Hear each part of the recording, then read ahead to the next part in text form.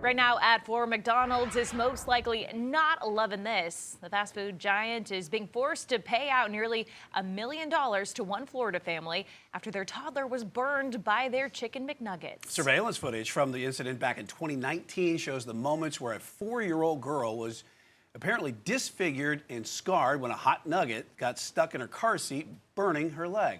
Now, the family initially wanted $15 million. Queen City News Chief Legal Analyst Khalif Rhodes joins us now in the studio with the full details on the new ruling that came out today and what that decision the jury eventually landed on. Khalif.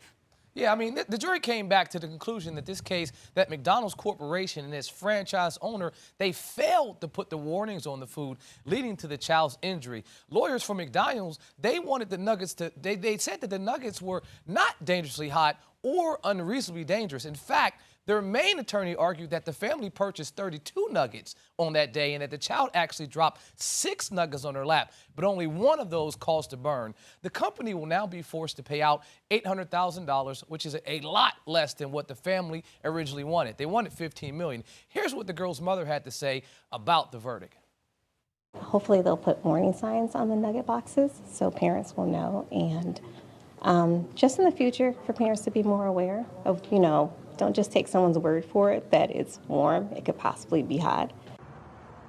So, Khalif, the mother there is hoping for warning labels. Is this something McDonald's is going to be forced to put on there? Well, I mean, I think forced is the wrong term.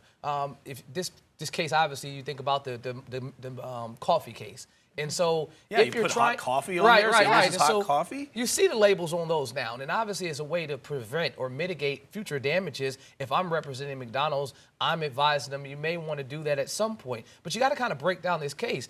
They didn't find that they were negligent. They didn't find that they overheated the nuggets. They found that they failed to put the warning label, and so they can't, with their verdict, to make them put the label on there, but it would make sense for them to go back and put a label on. Common sense here, too. A little bit, but this does bring up that case from the 1990s that you just mentioned where that woman did spill really hot coffee on her lap. She got quite a bit more money. So what happened there compared to this case, and why the amount difference? I mean, I think in that case, you're obviously looking at that they were found liable, that they were negligent in they're not only their handling, but also the failure to warn.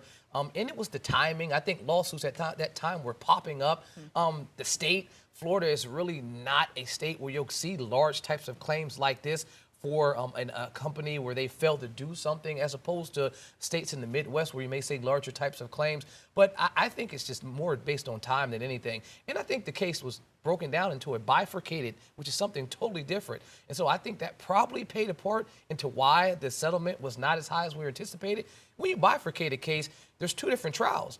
And so you have the original case where the jury makes a decision if there's some type of negligence, which they found it wasn't, but there's also some type of liability. Then you have an entire different trial where the jury will hear new facts about what the damages look like. And so I think that distance, that gap in between where we actually talk about if you're liable or not and where the damages occur, that gap actually gives an opportunity for the jury maybe to make a lower determination of what liability actually looks like. Well, you talk about that. The 2 trials that are here, one to assess the liability, one to assess the damages. Is this something you could see even going forward with these type of cases where you got a hot nugget or even more like a hot coffee? Well, what I can say is that I had an opportunity to talk to the attorney that handled this case down in Florida, and he said it's the judge's discretion in Florida to determine if the case would be bifurcated, and they make it early on. So he knew that this case would be bifurcated, and they have 2 different whole trials. Now, I did read that you can actually have the original jury come back and say, listen, you made your decision, we'll call this case again in a few months,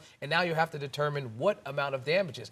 Most attorneys down there say they don't like to do that because if a juror knows that I could potentially be called to come back, I may decide that there's no liability at all because I don't want to come back at all. And so picking a second jury to make that decision is kind of a strategy. But again, something that's extremely rare to bifurcate a case. If I'm trying a case, I want that jury to hear all the facts going in at that time, specifically what type of damages she had, because you can't even talk about that in that first case. That has to be pretty hard to present to a jury, but again, that family walking away with $800,000 in that case. Khalif Rhodes, thanks so much for joining us, and we're going to go ahead and turn our attention back to our weather.